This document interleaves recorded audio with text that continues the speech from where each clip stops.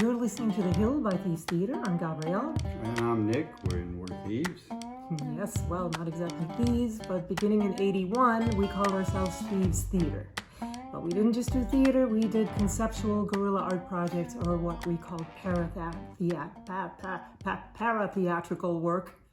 Our goal was to disrupt and alter the social and, no, I'm not re-recording that, the social and political status quo.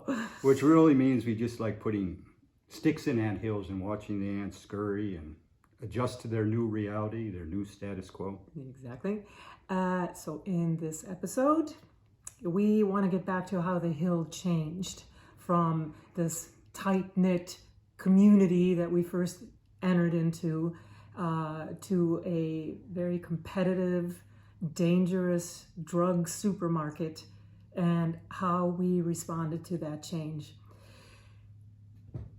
So again, on June 16th, 91, not even 7 months after we erected the tipi, I wrote this. All caps, a big change on the Hill.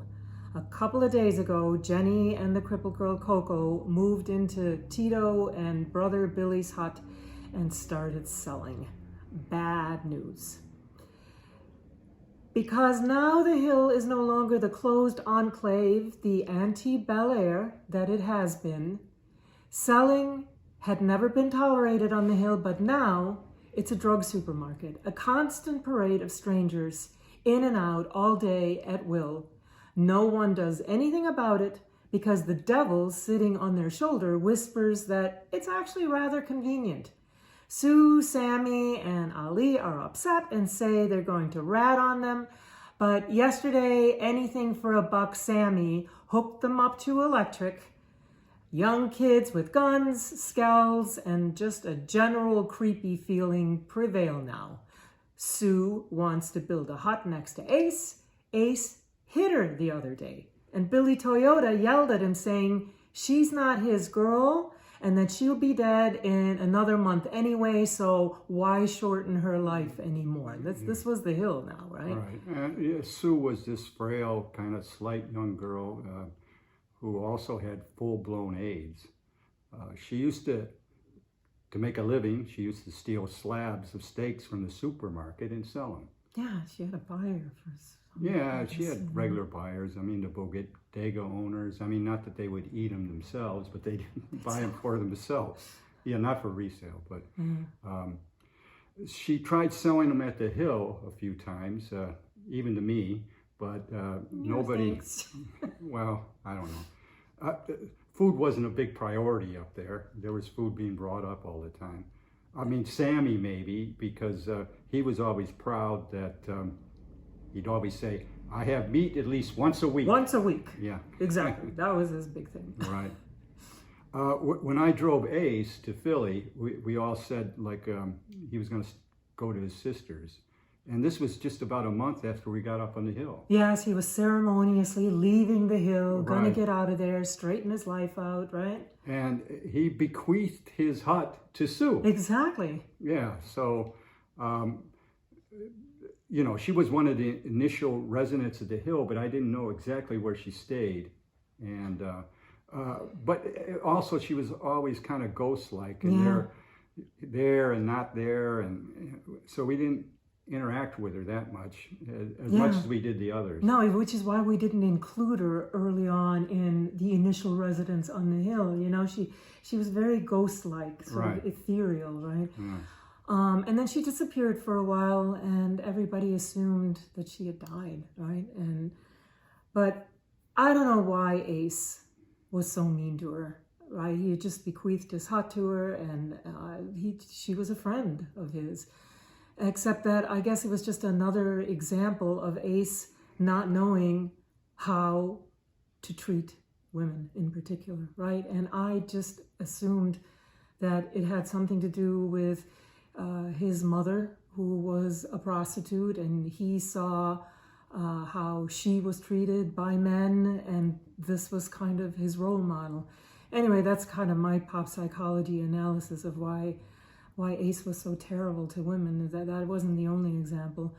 Then there was also this rumor going around about Sue, right, that she abandoned the guy that that was her partner when he was dying of AIDS, because she went around telling the story of how she took care of him to the bitter end, and then especially the brothers said that's bullshit. She abandoned him. She left. So anyway, that's kind of Sue's story.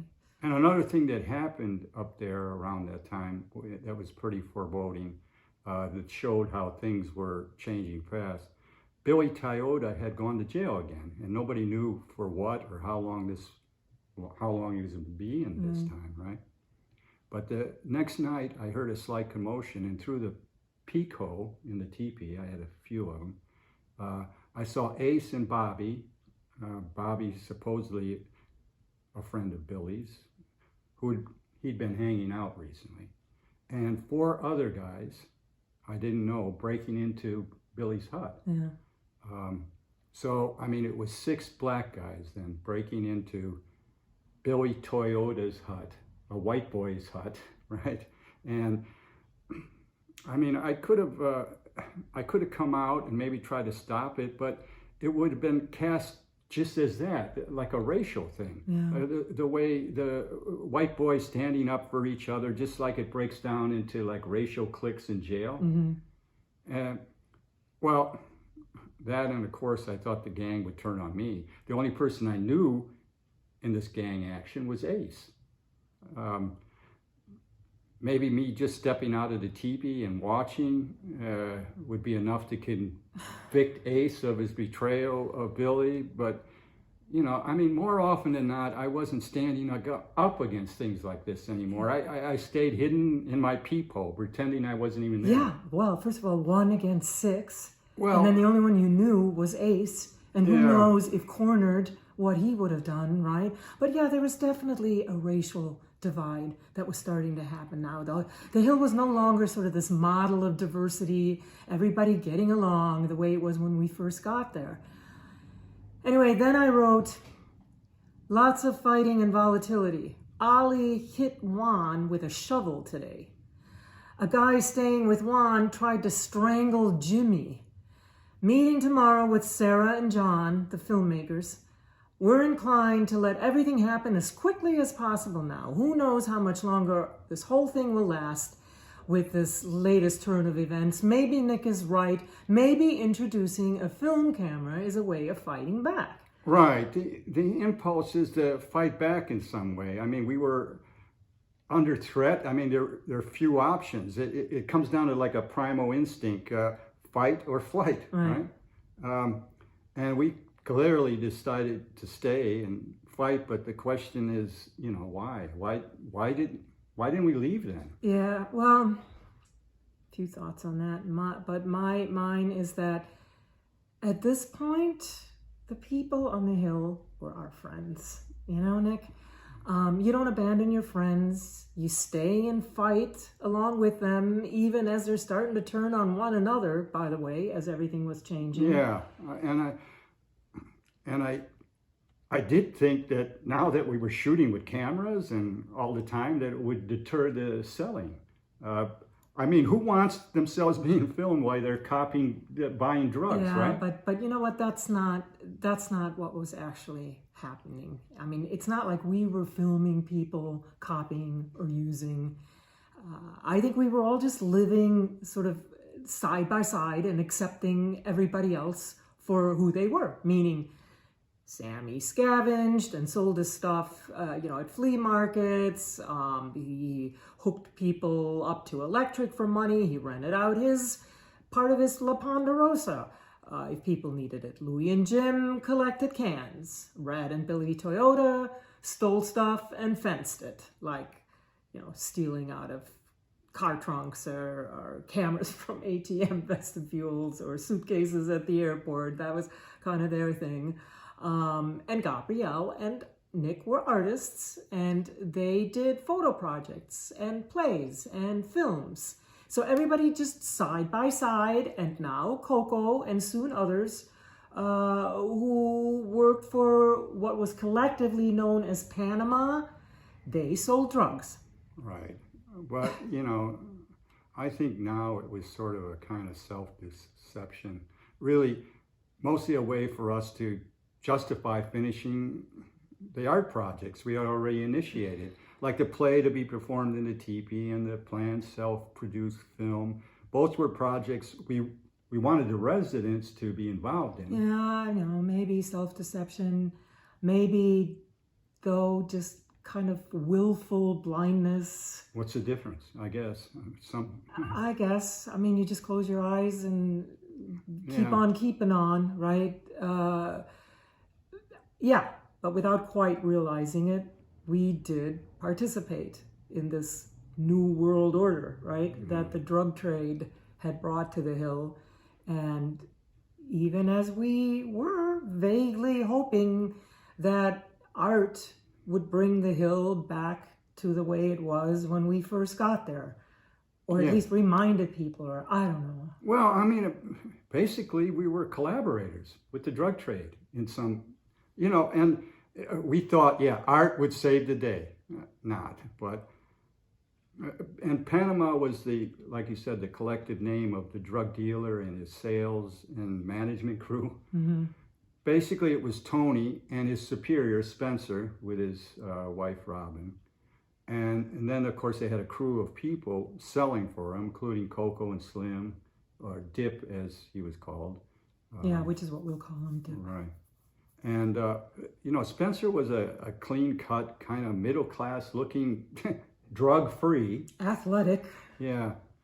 And he was about 35 years old. He often rode up to the Hill on a classic bicycle.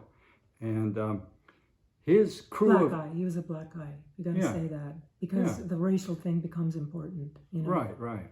And his crew of sellers and enforcers were also all black. And the racial make of the Hill now had changed from something that had been predominantly white. Mixed. I wouldn't even say. Well, all right. Yeah. Okay. Hispanic, white. We outlined it at the beginning. Yeah. Okay. It was right. very Chinese, diverse. Yeah. Exactly. Yeah. So Spencer was the one who was watching sympathetically that day that Sue, Woodsman Tony's Sue versus the frail one with AIDS, and I were seeing Elaine off. Elaine was that sort of sad, strung out artist, young girl who was being pimped by Larry. Her mother was a lawyer and she was at her wit's end. I went to their apartment one day. We outlined all this in another episode, but just to remind you, her mother and her just went at it, and she was just super sad, Elaine. She made me weep. And her mother is like, why'd you just kill yourself? Get it over with. Just kill yourself. I can't take it anymore. When I went to their apartment, in any case, after she had gathered all her belongings, and Sue and I saw her off to go into rehab, she got into a cab, and Spencer is the one who paid for that cab. Yeah, I mean, Spencer fancied himself like a caretaker or a guardian, or he told me he was like a doctor. Yeah. He figured that everyone's addictions were not his doing, but given that they were addicted, he'd take care of them better than somebody else, some other drug lord, I guess, right? Yeah, while making a great living. Yeah. He wasn't saying that, of course, right? No. And he just said, I guaranteed my drugs are clean. And if someone wants to go straight, he said he'd help them. Yeah. And he told me all this very sincerely. And I was, at least half gaslighted by what he was saying. Yeah, sure. It's how he justified himself to himself, though, also, right? That it's spinning it like he did a good thing. The problem with this self-perceived kind of benevolence was that he beat people up pretty severely. And his victims all just kind of took it. They didn't fight back. He couldn't do it with certain people like, Bobby and Red and Tony Woodsman and Billy Toyota and some of those others. He couldn't do it with them, right? But Well, yeah, and they didn't work for him, of course. They probably bought That's from true, him. but they didn't really have an opportunity to cross them because they didn't sell or work for them. Yeah, exactly. So, but those that did were made an example of when they didn't toe the line, like Dip. He once beat Dip up so severely for whatever infraction, who knows, probably stealing from him. Yeah, he stole $1,200 from him. That's what the story was. Right, yeah. But in any case, he blinded Dip in one eye. He blinded him. I was outraged. But Dip was like a wounded animal. He just took it in stride. Life goes on, I mean, that's generally how the people on the hill were anyway. They just dealt with life as it came and moved on. No whining, no grousing or holding grudges. Just life. That always fascinated me about these people. Tony Panama, as we call him, everybody called him, to distinguish him from the other Tonys that were up there. Yeah. He was Spencer's lieutenant, his enforcer. He first operated out of Ali's hut. Ali had left, and then later on he stayed with Dip when he was on the hill, which wasn't all the time.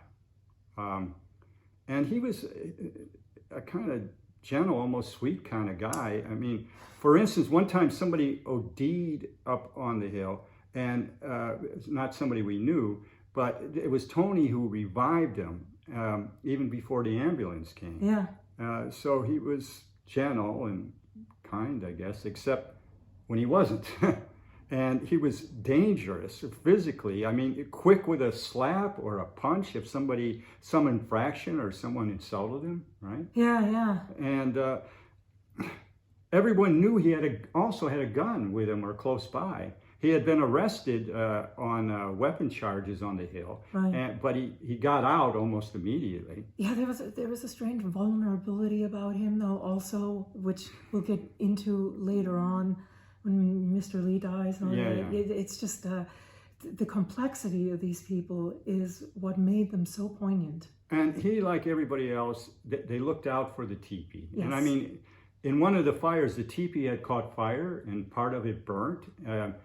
And we took it down for you to patch. Mm-hmm. So the inner lining, including all the portraits, were just sitting there exposed. And Mo, who had recently come up to the hill, but he had become our friend fairly quickly, he tried to take his portrait you had made of him, and Tony hit him in the jaw and stopped him. I know. Yeah, I think I know why Mo did it. Mo, too, was a super sweet guy. He and Ray, another black guy, he was also blind in one eye, got there blind. Spencer didn't do that one. They first moved to the hill around Easter, because I first recall interacting with them, both of them, during that cookout that we had on Easter, where you bought a lamb and you and Sammy skinned it. Yeah. Oh God, on this tripod that Sammy made, and you hung it upside down, and then Sammy made a spit that we roasted it on, for 4 hours, taking turns. Puerto Rican style. Sammy was going back to his roots, back to his childhood. He was in, I was going to say pig heaven, but lamb heaven. And he's super excited. Me, not so much. You had bought that lamb in the meatpacking district. And put it in our refrigerator in Brooklyn. And I opened that refrigerator and I was like, shit. I thought it was a poodle at first. I thought, what the? No, but it was Mary's little lamb, right, in our refrigerator. Right. Oh, God. And we made other food for the occasion, as did other people. I mean, it was a great day, like a real celebration and a genuine celebration in a genuine community, right? Yes. And wasn't Jim Lardner there too? Yes, Jim Lardner, the journalist who at the time was writing that New Yorker article that was going to come out a couple of months later. He had brought salad and popcorn and cookies. I know that because I wrote it in the journal, not that I remembered. Right. And Juan brought colored Easter eggs and then went back to his mother's house. Yeah. Where, he didn't stay for the celebration, but that gave everybody an opportunity, especially Chinese Jimmy, to mock Juan some more again. He's going back to his mother's house. Is he going back to his mother's house? Is his mother giving him $5 for crack? Right. And, shut up, Juan. Shut up, Juan. Which everybody agreed was the most used phrase on the Hill. Shut up, Juan. So, I mean, it was nice. And I don't know, kind of hopeful, right? Yeah. Mo and Ray and Cano, Cano was the Puerto Rican kid who, I don't think he used drugs, and he didn't live up on the hill, but he came up and visited all the time. And he often translated Mr. Lee for us, which was always fun. Yes, right? He was that interesting kid who learned Chinese before he learned English. I mean, Spanish he learned first, but he lived in Chinatown and he hung around so many Chinese that he learned as a young kid Chinese before he learned English. Right. And well, anyway, Mo, Ray, and him tried to. They came up the next Sunday trying to recreate the experience, right? Which was sad and poignant. You can't ever recreate something like that, but it just showed what a good time it was. But sitting around the fire with Mo at that time, he told me the fire inside the teepee, which is where a lot of people told me a lot of things. It just was conducive and people really opened up. He told me that he had a wife and stepkids upstate and how he was, quote, making good money, $8 an hour, but how he just had to leave one day and he himself didn't quite know why. He told me about his mother and his sister who he hadn't seen in years because they don't want to see him, and about his friendship with his best friend who he loves and who has AIDS, but he made me promise not to tell anybody. Who was I going to tell, right? I don't know the guy. I barely know Mo, but whatever. And just the fact that his real name was Anthony and that he wanted to leave the hill and find that Anthony once more. But that he was too weak, it seemed to him, to do it, and that he hates himself for it. And this was the story of so many people, this kind of self-loathing that was so poignant. There's a guy called Hunka, but that's another story. I told Mo that everybody's weak. That's who we are as humans. The important thing is the struggle, that we got to keep struggling, but he didn't hear it. And he said he wanted to give us a present, but he didn't know what yet, and that he loves his portrait and what we've done here on the hill, and that he wanted me to know that, of course, he understood why I can't give him money when Nick had already said no, because of this money lending thing, and you giving money to people was a constant drama and trauma. But Mo was saying, no, he understands, because a lot of times they'd hit me up, right?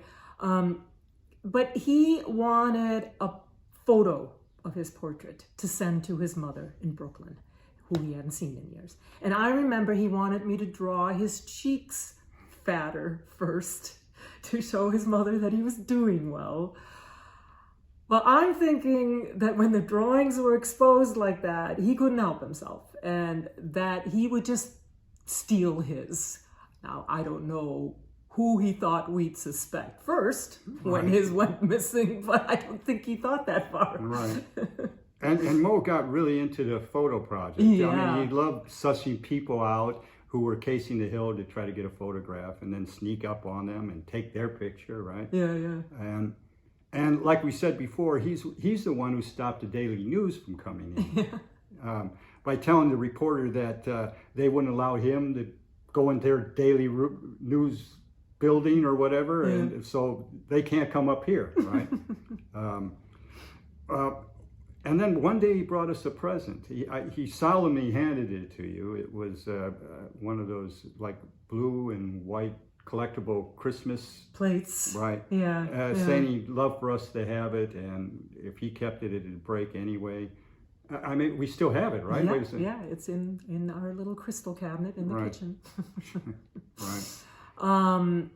All right, so the Jersey boys, the James gang, as we called them, the four brothers, They were still around off and on, but by that time, the summer of 91, they were no longer in charge. They didn't have much power left, and they weren't there that often to begin with. But now Eddie was already very sick with full-blown AIDS, and it was generally accepted that Spencer was now the new king of the hill.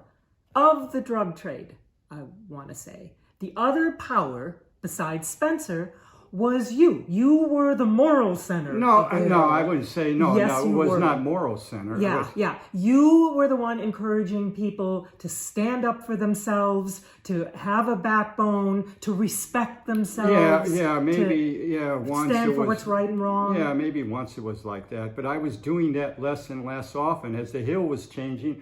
I was too changing, I think, at this.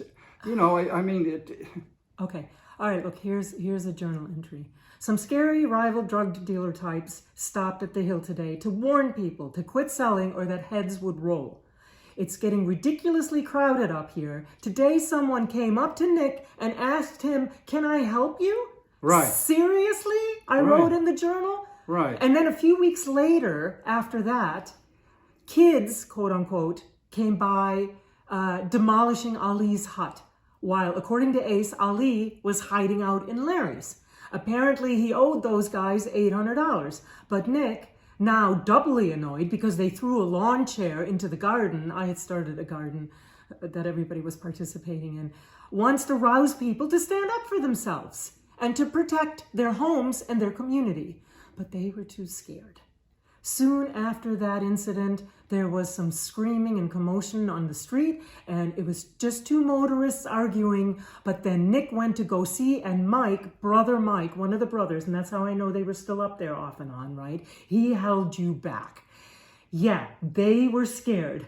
You were fearless, frighteningly fearless. No, not fearless. Nobody's fearless in a war zone, which was, what the Hill was becoming at that time. And there was one night, I remember I think we were asleep already, and we heard somebody robbing Coco outside, and Coco at gunpoint. They were threatening to kill her, and she was begging, pleading not to be shot. I picked up a shovel, and I tiptoed outside and sort of snuck around the teepee. While my heart is racing, pounding. I was more than just scared. I was trembling probably from the adrenaline and everything, but I didn't even know what I was going to do with the shovel. But I felt like I had to do something. But by the time I got around to see the scene, they had already left. And Coco gave them everything. Yeah, right. Luckily, before I might have done something stupid. Thank God, right? It resolved itself. Yeah, so many times. It was like grace or luck that saved us. No kidding. Coco had recognized one of the guys, and they had taken off either in a black or white Cadillac. Different people saw different things. I don't remember if Panama believed her or if they punished her or anything like that, but probably not. It was a real robbery, not a stage one. Of course, how can you know, right? How can you know? Yeah, no, it was. No, but they're not that good at actors. No. I'm not sure I'm that good an actor. No, she was terrified. Exactly. Anyway, we can say we were naive or self-deluded or willfully blind or whatever you want to say. But ultimately, I gotta say this, Nick, ultimately we did believe in the power of art. We both did. Again, that boxing ring that you so fervently believed in, the boxing ring that would protect you. And we then decided to go full steam ahead with the play because that's what we did. And we believed in art, right? Yeah, so that's September. We had an art opening for the photo project. And that photo project, the one we just described that Mo was doing, where you catch the things. You had took the photos and sewed them into fur and leather, and we hung them up on an 8-foot pole that was sitting outside the door of the teepee. Exactly. And we presented a piece that combined playwright Heiner Müller's play Despoiled Shore, Medea Material, and Landscape Without Argonauts with our own writing that presented the history of the landscape we were on. And the play ran for 2 weeks in a row, Thursday through Sunday, just like any other off Broadway play. Off. Very off, yeah. And we brought strangers, citizens, Exactly. to the Hill.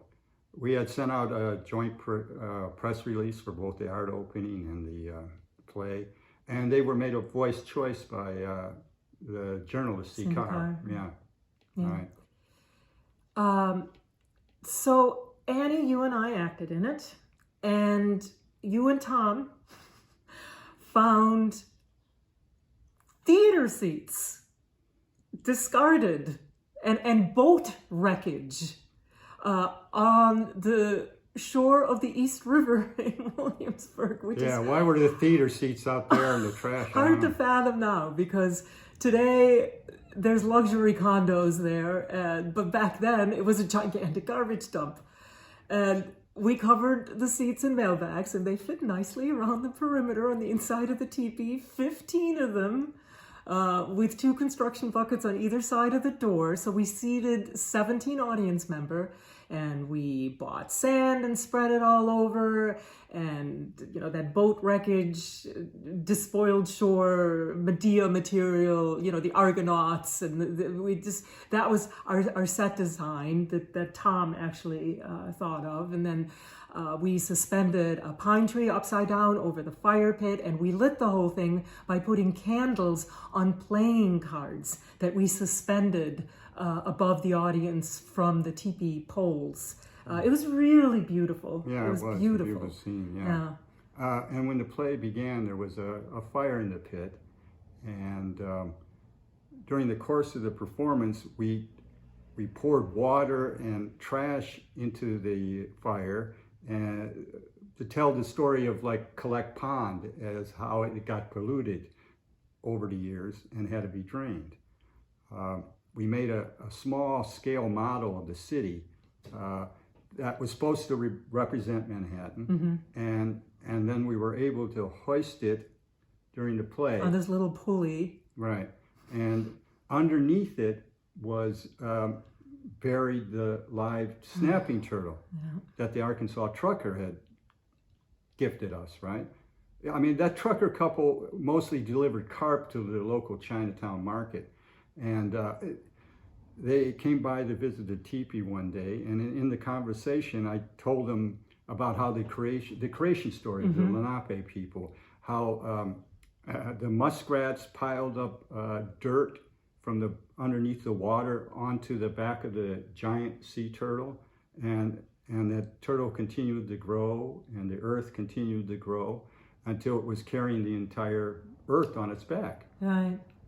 Interestingly, this creation story actually sprang up simultaneously, independently, all over the world in different native cultures. Yeah, and even today, the indigenous tribes in North America refer to the continent, North American continent, as Turtle Island. Yeah.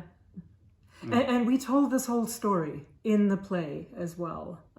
Like I said, the history of the land, the Lenape, and we told the people in the Hill, well, they heard it every night. Right. And, when the couple said they were going to bring the turtle, I had built a pond, fenced-in pond that was about 6 foot by maybe 4 foot, oval-shaped, in the yard about 10 feet from the teepee. So we brought the turtle out for the performance, and then he went back into the pond. I know. It's really hard for me to talk about that. It's very painful for me to talk about this today, because to me, that's another, on a personal note, another area of spiritual growth for me, how to treat the animals that coexist with us on this planet.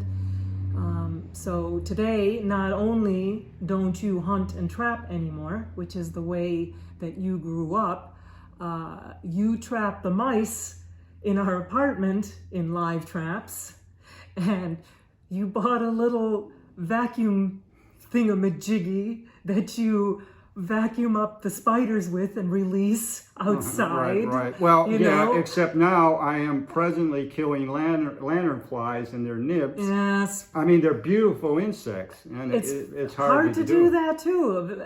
For those of you not from the New York area, we're invaded by an invasive species called lanternflies, and it's a big to-do. There's tons and tons of them, and you know, you're supposed to kill them on the spot. And it's hard. It's hard killing any little living thing. Beautiful things, you know. And today, also, we do not participate in what we consider to be systematic animal torture that is our food system. And about the turtle, I will say that there was a happy ending, which we'll talk about another time. At least I hope it was a happy ending. But until then, we put that turtle through a lot of shit. No, it pains me. no, I don't quite feel that way. But I had a different relationship with Tortuga than you did it. Yeah. But, you know, we'll talk about that later. Yeah. So Ace and Dip peripherally participated in the play. Ace would make an entrance at the end, right? And he'd take a bow and say, "Survival until the bitter end." That was his text contribution. Right. But it was very poignant. You know, he took a very serious bow, came in, and yeah. Right. And the performance the performance ended with us removing the tipi cover and leaving people exposed under the night sky and reminding them that they were in the center of a shantytown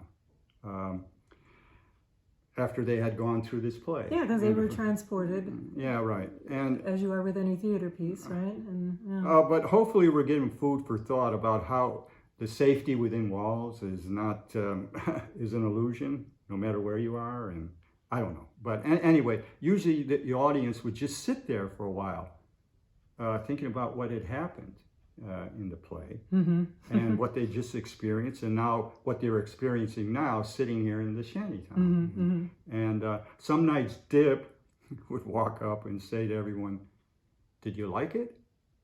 Well, it's over."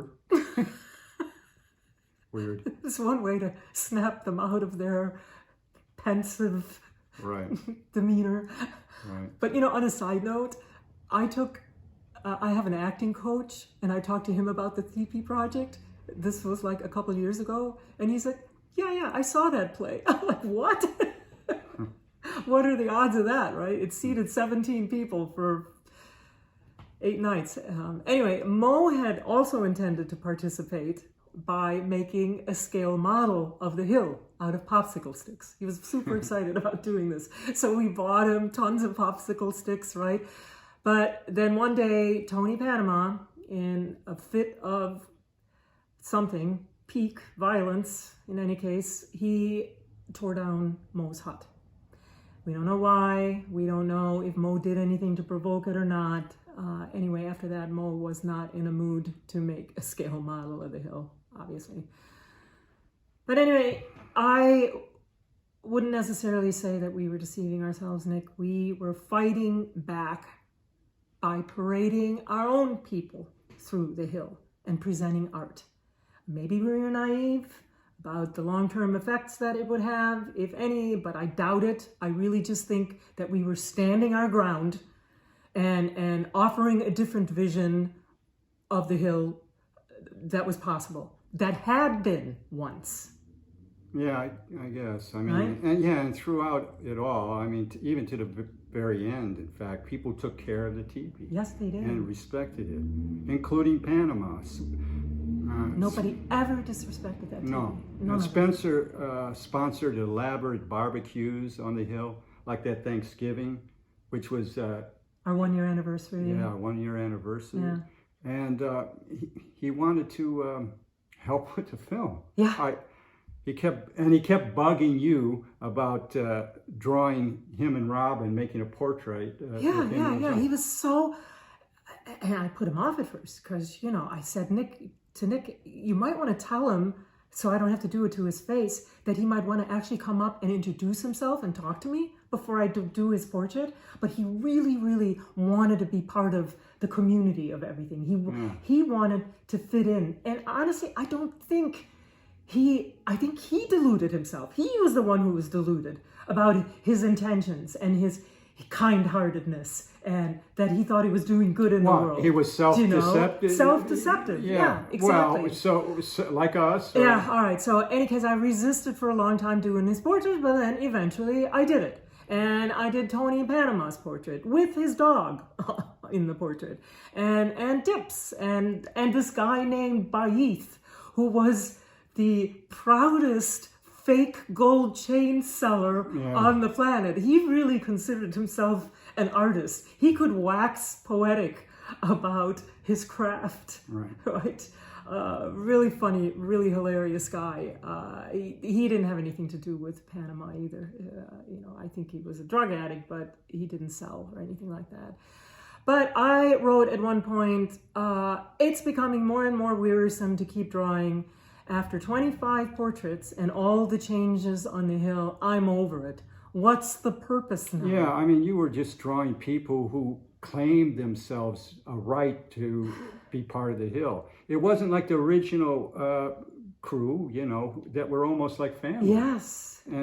But the Panama people were now definitely part of the fabric of the hill. Right. And about 2 weeks before Thanksgiving, there was that fire we were talking about where a quarter of the teepee burned down and 7 of the portraits burned. And I'm not sure why we didn't stop then.